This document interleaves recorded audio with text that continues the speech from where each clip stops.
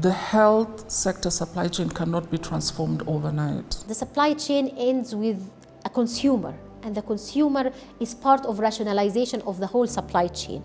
So don't forget the people, don't forget the local actors. If we are going to move things around health, agriculture, oil and gas, and so many other things, technology, we must prioritize education. Thank you.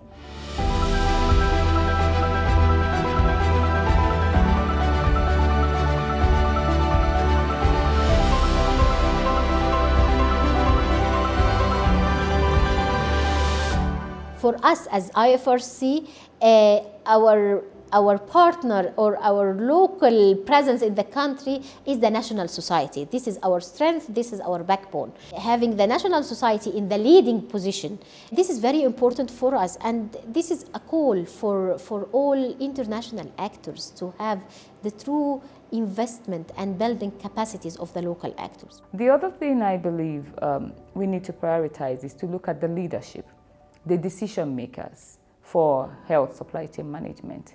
It is critical that we put people with the right know-how that understand health supply chain and the implications to make decisions at that level. So for me is the need to look at that at the governance level. Another thing I want to talk about is gender parity in health supply chain. There will be need to encourage more women to go into leadership in the supply chain space.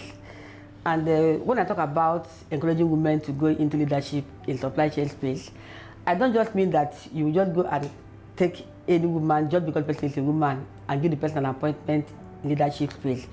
We have to be strategic about it. So we have to encourage them from college years into internships, into exchange programs, so that in the whole value chain of supply chain that you'll be seeing women at every level. So that when you get to leadership positions and you want to make appointments, it will not just be like you want to appoint someone because the person is a woman. You're appointing that person not just because she's a woman, but because she's also competent. I think we need to orient ourselves to be building patient-centered supply chains. And to do that, I think we need to invest in the information systems that are going to help us do that, and the people capacity that's going to help us not only generate the right information and data, but make sure that at all levels of the health system, we have people who have the capacity to use that data and to be able to shift the way supply chains deliver products and services to communities. Raise the profile of logisticians, not just within the health sector, but just globally. You'll find that the profile of the, of supply chain is not elevated to the level where it should be. And then you will also find that supply chain is the least funded, be it at, at a country level, be it, a humanitarian organization level. The private sector is a little bit a step ahead of us because they work based on the bottom line. So it's very, very important for entities who depend on the supply chain to achieve their goals to invest and invest well.